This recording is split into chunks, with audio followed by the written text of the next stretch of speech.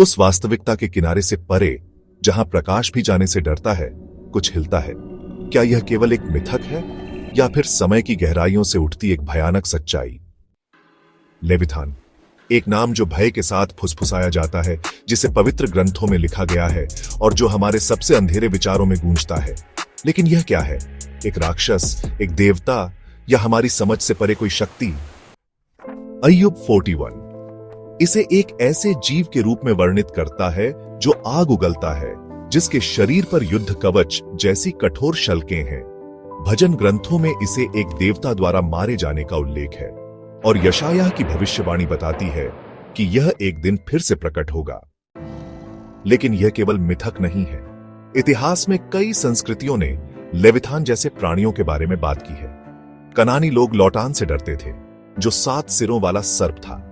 Norse किंवदंतियों में जोरमुंगंदर का जिक्र मिलता है, जो पूरी दुनिया को घेरने वाला सर्प था।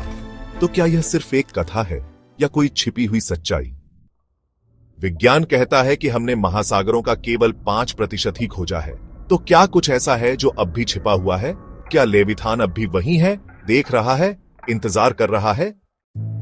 कहते हैं कि लेविथान की उत्पत्ति प्राचीन अराजकता से हुई थी। यह समुद्रों का रक्षक था, अजेय, अनजान और अनकहा। लेकिन कई लोगों ने इसे परखने की कोशिश की।